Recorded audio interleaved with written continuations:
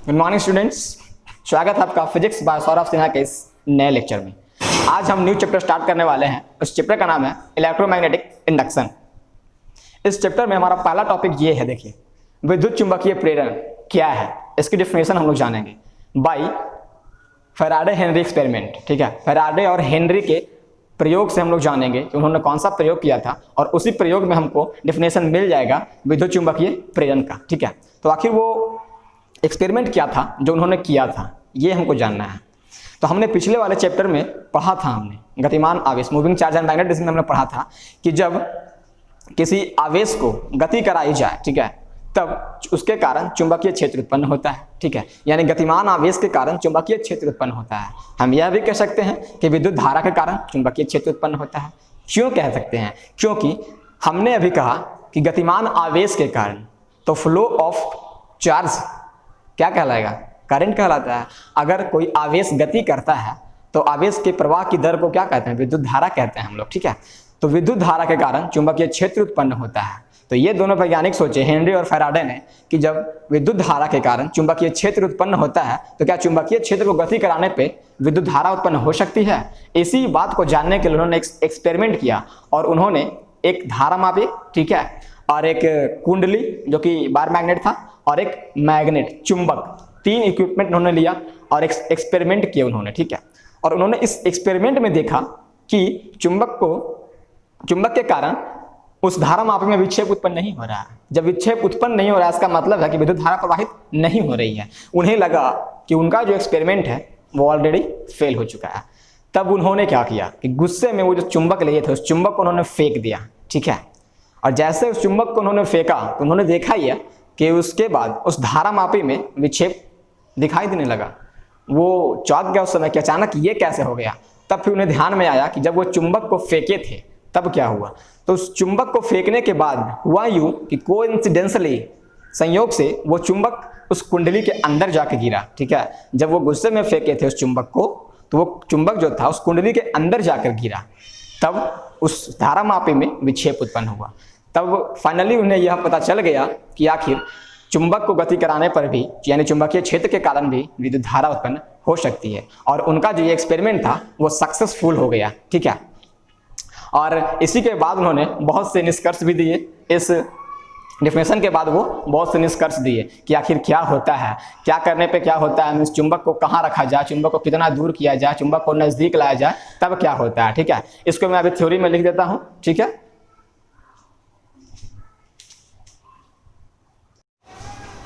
देखिए ये थ्योरी मैंने बोर्ड पे लिख दिया है। ठीक है, आप लोग इसको देखेंगे कि फैराडे तथा हेनरी ने यह सोचा कि जब विद्युत धारा के कारण चुंबकीय क्षेत्र उत्पन्न हो सकता है, जो हमने पिछले वाले चित्र में पढ़ा था, तब चुंबकीय क्षेत्र के कारण क्या विद्युत धारा उत्पन्न हो सकती है। उन्होंने यह सोचा और इसी पर उन्होंने एक्सपेरिमेंट किया। ठीक है, और यही सोचकर उन्होंने एक प्रयोग किया। देखिए मैंने आपको जो बताया वही सेम टू सेम हूबहू मैंने यहाँ पे उतार दिया है। ठीक है, इसको आप लोग अपनी भाषाओं में भी लिख सकते हैं। उन्होंने एक कुंडली, धारा मापी तथा चुंबक लिया। तीन इक्विपमेंट उन्होंने लिया। एक कुंडली लिया जो ऑलरेडी एक चुंबक की तरह व्यवहार कर रहा था, और एक धारा मापी गैल्वेनोमीटर जो था, जो धारा को दिखाएगा, उसमें धारा प्रवाहित होगा तो उसमें विक्षेप उत्पन्न होगा, यह दिखाने के लिए। और एक चुंबक लिया उन्होंने और प्रयोग किया उन्होंने। ठीक है, और प्रयोग करने पर उन्होंने क्या देखा कि धारा मापी में विक्षेप उत्पन्न नहीं हो रहा है। धारा मापी में किसी प्रकार का कोई विक्षेप उत्पन्न नहीं हो रहा था। तब उन्होंने गुस्से में आकर उस चुंबक को फेंक दिया और संयोगवश वह चुंबक कुंडली में अंदर जाकर गिरा। कहाँ गिरा था? कुंडली के अंदर जाकर गिरा और धारा मापी में विक्षेप उत्पन्न होने लगा। जैसे ही वो चुंबक को फेंके गुस्सा में, तो देखे कि धारा मापी में विक्षेप उत्पन्न हो रहा है। तब उन्होंने देखा कि चुंबक आखिर कहाँ फेंकाया था, तो उन्होंने पता चला कि वो चुंबक जो है उस कुंडली के अंदर जाकर गिरा था, जिसके कारण इसमें धारा मापी में विक्षेप उत्पन्न हुआ। ठीक है, यह देखकर वे खुश हुए तथा उन्हें यह लगा कि उनका प्रयोग सफल हुआ। क्योंकि वो प्रयोग किस लिए कर रहे थे? इसीलिए कर रहे थे ना कि एक चुंबक के कारण, एक चुंबकीय क्षेत्र के कारण क्या विद्युत धारा उत्पन्न हो सकती है। वहां पे हो गई, यही वो जानना चाह रहे थे। क्योंकि वह यही जानना चाह रहे थे कि चुंबकीय क्षेत्र के कारण धारा मापी में विक्षेप उत्पन्न होता है या नहीं, और वहां पे विक्षेप उत्पन्न हो गया। ठीक है, वही जानना चाह रहे थे वो। देखिए ये फिगर मैंने यहाँ पे ड्रॉ किया है, ये हमारी कुंडली है और मैंने बताया था ये जो कुंडली एक चुंबक की तरह है, बार मैग्नेट की तरह है, दंड चुंबक, छड़ चुंबक की तरह। ये साउथ पोल और ये नॉर्थ पोल इसका, ठीक है। ये इसमें कुंडली है, ठीक है। इस धारावाहिक कुंडली में क्या है, फेरे लगा हुआ है, फेरा टर्न्स, नंबर ऑफ टर्न्स है इसमें, ठीक है। और यहाँ पे ये धारा मापी है हमारा, जो यह बताएगी अगर इसमें विद्युत धारा प्रवाहित होगा तो इसमें विक्षेप उत्पन्न होगा। ये जो सुई है हमारा वो हिले डुलेगा, ठीक है, उसमें विक्षेपित होगी। ये कब, जब इसमें विद्युत धारा प्रवाहित होगी इस चुंबक के कारण, ठीक है। ये चुंबक मैंने बना दिया, ये नॉर्थ पोल और ये साउथ पोल, ठीक है। यही प्रयोग उन्होंने किया था और इसी पूरी घटना को हम लोग कहते हैं विद्युत चुंबकीय प्रेरण, ठीक है। जब उन्होंने इस प्रयोग को दिया तब उन्होंने इसके कुछ निष्कर्ष भी निकाले। निष्कर्ष ये निकाले क्या कि सबसे पहले पहला निष्कर्ष उन्होंने ये निकाला, जब उन्हें पता चल गया कि ऐसा होता है तब उन्होंने पहला निष्कर्ष ये निकाला उन्होंने कि जब इस चुंबक को, ठीक है, ये नॉर्थ पोल और ये साउथ पोल है, जब इस चुंबक को यहां से अगर इसके नजदीक लाया जाए, इस कंडीशन में देखिएगा गौर से, ये जो चुंबक है हमारा इस कुंडली की ओर अगर ऐसे लाया जाए इस डायरेक्शन में, इसका मतलब हुआ कि ये जो नॉर्थ पोल है ये चुंबक है हमारा, मान लेते हैं ये ब्लैक कलर वाला नॉर्थ पोल है, इधर साउथ पोल है। जब नॉर्थ पोल को हम कुंडली की ओर लाते हैं, नॉर्थ पोल को जब कुंडली की ओर लाते हैं तब यह जो है सुई यानी धारा मापी, इसमें विक्षेप उत्पन्न होगा, ठीक है। यानी यह जो सुई है इधर था, अभी ये ऐसे विक्षेपित हो जाएगा, यानी इस सुई में क्या हुआ, विक्षेप उत्पन्न हुआ, ठीक है। इसको मैं बड़ा बना देता हूं।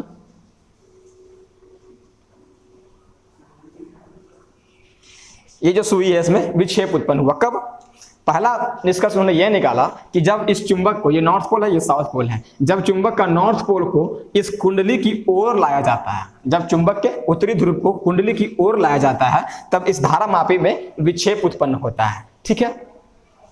और दूसरी बात, सेकेंड निष्कर्ष में उन्होंने क्या देखा कि जब इसी चुंबक को, ये नॉर्थ पोल है ये साउथ पोल है, इस कुंडली से दूर ले जाया जाता है इधर की ओर, ठीक है। ये जो डायरेक्शन होगी इस बार, वो डायरेक्शन हमारी किधर होगी, इधर की ओर होगी। यानी इस चुंबक को, इसका जो नॉर्थ पोल और ये साउथ पोल है, इसको इधर की ओर लाया जाए तब क्या होता है, तब भी इसमें विक्षेप उत्पन्न होता है, लेकिन वो जो विक्षेप उत्पन्न होगा वो अपोजिट डायरेक्शन में होगा हमारा, वो इधर नहीं होगा बल्कि वो विक्षेप हमारा इस डायरेक्शन में हो जाएगा, ठीक है। अंतर बस यही था, जब नॉर्थ पोल को चुंबक के कुंडली, ये जो कुंडली है इसके नजदीक ला रहे थे तब विक्षेप इस दिशा में, जब नॉर्थ पोल को इस कुंडली से दूर ले जा रहे थे, ये नॉर्थ पोल है ये वाला, इसको दूर ले जा रहे हैं तब विक्षेप इस दिशा में, ठीक है। यही डिफरेंस था हमारा।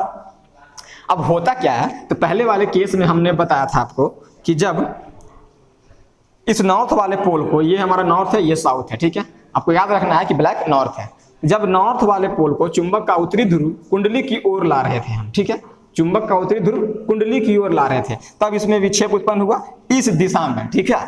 तब होता क्या है कि ये जो हमारा चुंबक है ये बिहेव कैसे करेगा, कि ये जो चुंबक का उत्तरी ध्रुव है इस कुंडली के उत्तरी ध्रुव के जैसा बिहेव करेगा, यानी इस कुंडली के नजदीक वाले पार्ट के जैसा बिहेव करेगा, ठीक है। गौर से समझिएगा कि जब इस चुंबक का उत्तरी ध्रुव को कुंडली के नजदीक लाया जाता है तो इस चुंबक के उत्तरी ध्रुव के पास वाला जो भी भाग होगा उसी के जैसा यह बिहेव करता है, ठीक है।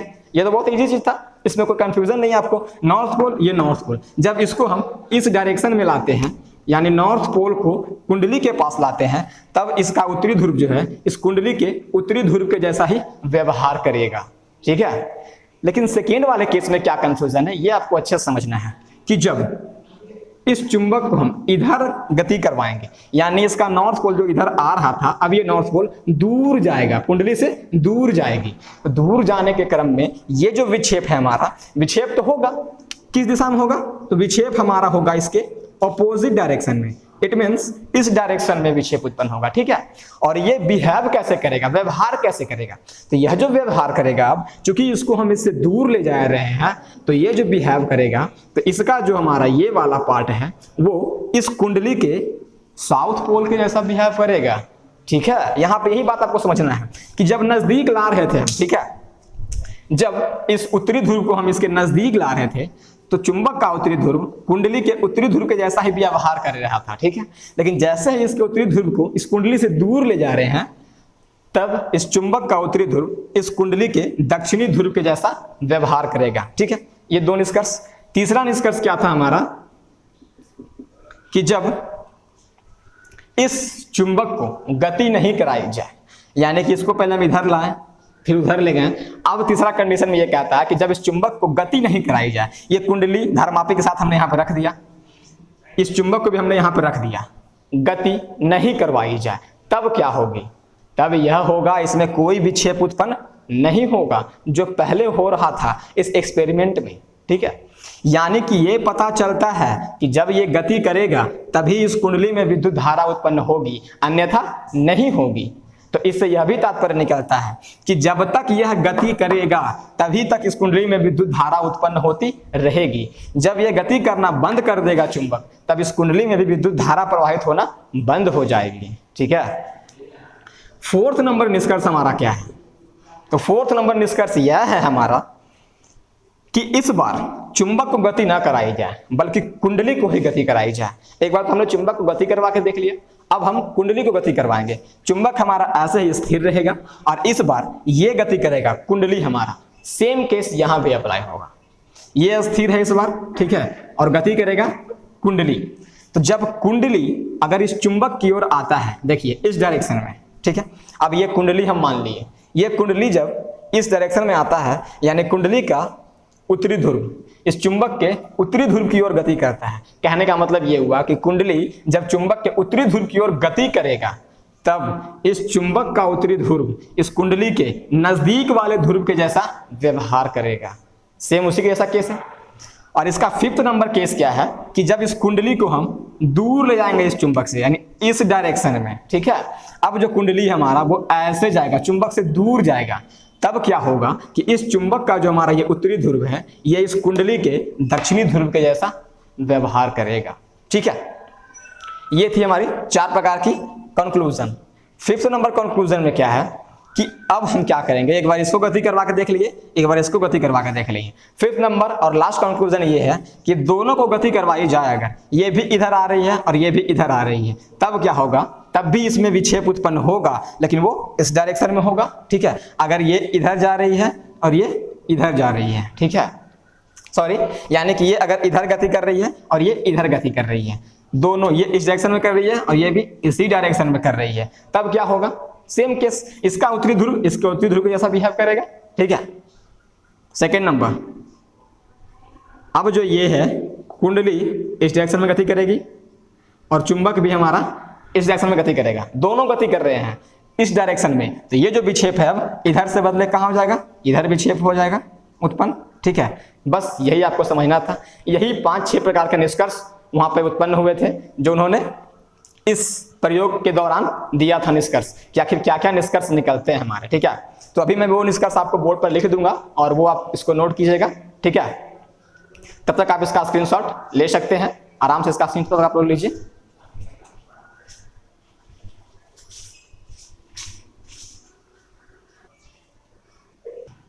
देखिए जो निष्कर्ष उन्हें मिला था उस एक्सपेरिमेंट के बाद, वो एक्सपेरिमेंट के बाद निष्कर्ष क्या थी ये हम यहाँ पे नोट कर चुके हैं, आप लोग देखिए इसको, ठीक है।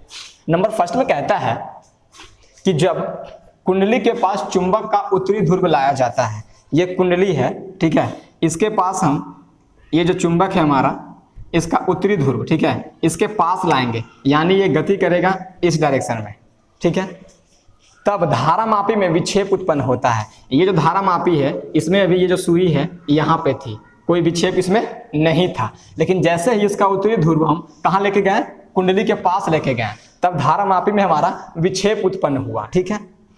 विक्षेप हम मान लेते हैं किसी दिशा में भी करते हैं, तो मान लिया हमने विक्षेप इस दिशा में हुआ, ठीक है। उत्तरी ध्रुव को कुंडली के पास लाने पर इसमें भी धारामापी में विक्षेप इस दिशा में होता है, और इस स्थिति में चुंबक का उत्तरी ध्रुव, ये जो हमारा नॉर्थ पोल हुआ, चुंबक का उत्तरी ध्रुव नॉर्थ वाला पोल, ठीक है, यह जो है कुंडली के नजदीक, तो कुंडली के नजदीक, इसके नजदीक कौन सा है, नॉर्थ पोल ही है कुंडली में, ठीक है। कुंडली के नजदीक यानी कि उत्तरी वाला सिरा की तरह व्यवहार करता है। ये इसका 2 सिरा इसमें है, ये उत्तरी सिरा और ये दक्षिणी सिरा। तो जब उत्तरी ध्रुव को हम कुंडली का, ये चुंबक का कुंडली के नजदीक लाते हैं, तब चुंबक का उत्तरी सिरा जो है इस कुंडली के नजदीक वाले सिरे की तरह व्यवहार करता है, अर्थात उत्तरी सिरा की तरह व्यवहार करता है। कंप्लीट। सेकेंड नंबर में हमारा कहता है, ये फर्स्ट हो गया। सेकेंड में कहता है कि जब वही है, जस्ट उसका अपोजिट करना है, जब चुंबक को कुंडली से दूर ले जाया जाता है, इस बार जो ये चुंबक है इस कुंडली से दूर गति करेगा, ठीक है, इस टाइप से गति करेगा, इधर गति कर रहा है इस डायरेक्शन में, यानी चुंबक का उत्तरी सिरा कुंडली से दूर जा रहा है। कहाँ जा रहा है? दूर जा रहा है। तब चुंबक की उत्तरी ध्रुव जो है विक्षेप इसमें उत्पन्न होगा, और विक्षेप जो उत्पन्न होगा वो इसके अपोजिट डायरेक्शन में, इस बार विक्षेप इधर उत्पन्न होगा, ठीक है। जब ये दूर जाएगा तो विक्षेप इस दिशा में, नजदीक आएगा तो विक्षेप इस दिशा में, ठीक है। ये चूंकि दूर जा रहा था तो विक्षेप दिशा चेंज हो गई, इस दिशा में हो गई, और इस स्थिति में ये जो चुंबक का उत्तरी सिरा है वो इस कुंडली के दक्षिणी सिरे की तरह व्यवहार करेगा। देखिए चुंबक का उत्तरी ध्रुव कुंडली के दक्षिणी सिरा की तरह व्यवहार करने लगता है, तथा धारामापी में तो विक्षेप होता ही है लेकिन विपरीत दिशा में, ठीक है। नंबर 3 में हमारा कि यदि चुंबक के दक्षिणी ध्रुव को कुंडली के पास ले जाया जाए, इस बार प्लान चेंज है। चेंज क्या है? ये नॉर्थ और साउथ हमने इधर लिया, इस बार क्या करेंगे हम कि कुंडली ये जो चुंबक है इसमें नॉर्थ साउथ चेंज कर रहे हैं हम, ठीक है। ये दक्षिणी है मान लेते हैं, ये नॉर्थ सिरा इसका उत्तरी ध्रुव है, ये दक्षिणी ध्रुव है। अब कहता है कि चुंबक के दक्षिणी ध्रुव को कुंडली के पास लाया जाता है, ये दक्षिणी ध्रुव है, कुंडली के पास इसको हम ला रहे हैं, गति ऐसे कर रहा है ये चुंबक, तब भी धारामापी में विक्षेप उत्पन्न होगा, तब भी धारामापी में विक्षेप उत्पन्न होगा, लेकिन विपरीत दिशा में, पहले के विपरीत दिशा में। तो जब शुरू में हम पहला कंडीशन, ये कंडीशन ध्यान दीजिए, जब इसका उत्तरी सिरा ये था, ये पहला कंडीशन है, ठीक है। जब ये उत्तरी सिरा था और इसको हम इसके नजदीक ला रहे थे, तब विक्षेप कहाँ हो रहा था? इस दिशा में विक्षेप उत्पन्न हो रहा था ना। जब चुंबक के उत्तरी सिरा को हम इसके नजदीक ला रहे थे तब विक्षेप इस डायरेक्शन में हो रहा था, ये डायरेक्शन में हो रहा था। लेकिन अब क्या किए हम कि इस बार चुंबक के दक्षिणी सिरा को नजदीक लाए हैं, ये सिरा चेंज है, इस बार ध्रुव चेंज कर दिया हमने, दक्षिणी सिरा को कुंडली के नजदीक ला रहे हैं, तब विक्षेप जो होगा वो अपोजिट डायरेक्शन में और इधर ना होकर इधर विक्षेप उत्पन्न हुआ है, ठीक है, विपरीत दिशा में होगा, ठीक है। यही कंडीशन इसमें है। और जब इसको हम इससे दूर ले जाया जाएगा, ठीक है, ये तो हमने इधर लाया, अब इसको हम अगर इसके दूर नजदीक ले जाया जाएगा, ठीक है, तब क्या होगा? तब यह भी जैसे ही ये दक्षिणी सिरा से दूर जाएगा तब भी इसमें विक्षेप उत्पन्न होगा, ठीक है, और वो बिहेव करेगा इस कुंडली के दूर वाले क्षेत्र के साथ, दूर वाला क्षेत्र जो भी होगा हमारा साउथ की तरह, ठीक है। नेक्स्ट में हमारा 4th नंबर कि अगर चुंबक को स्थिर रखा जाए तब धारामापी में विक्षेप उत्पन्न नहीं होता है। जो हेनरी और फैराडे एक्सपेरिमेंट कर रहे थे तो शुरू में जब एक्सपेरिमेंट में उनको विक्षेप नहीं मिला धारामापी में, तब उन्होंने चुंबक को फेंका था। तो आखिर वो विक्षेप क्यों नहीं मिला था? तो उन्होंने सिंपल क्या किया था कि इस कुंडली को ऐसे धारामापी के साथ सजाकर इस चुंबक को यहाँ पे रख के देखा था, ऐसे रख के धारामापी ऐसे रख के चुंबक को रख के देखा था, नो विक्षेप, ठीक है, वहां कोई विक्षेप उत्पन्न नहीं हुआ था उन्हें।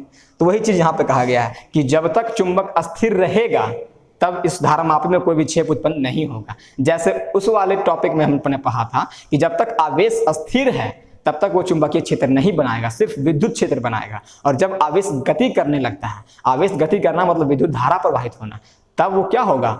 गतिमान आवेश के कारण चुंबकीय क्षेत्र उत्पन्न होता है। उसी तरह से यहाँ है कि जब तक चुंबक स्थिर है इस कुंडली में विद्युत धारा प्रवाहित नहीं होगी, अर्थात धारामापी में कोई विक्षेप उत्पन्न नहीं होगा। लेकिन जैसे ही ये चुंबक गति करने लगेगा, या तो इस डायरेक्शन में या तो इस डायरेक्शन में, दोनों डायरेक्शन में क्या हो रहा है? गति हो रहा है, तब धारामापी में हमारा विक्षेप उत्पन्न होता है, ठीक है। नेक्स्ट है हमारा 5th नंबर, ये कैसे उत्पन्न होता है ये अभी हम देखेंगे, ठीक है। तब तक इसको आप नोट कीजिए आराम से।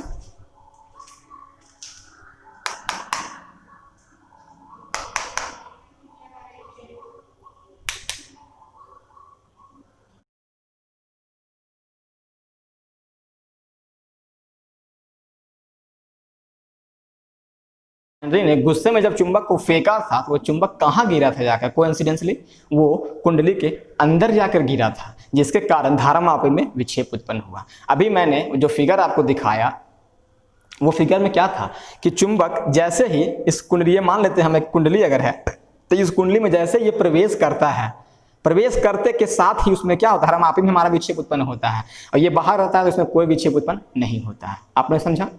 आगे हमारा कि कुंडली पर फेरों की संख्या बढ़ाने पर धारा का मान भी बढ़ता है।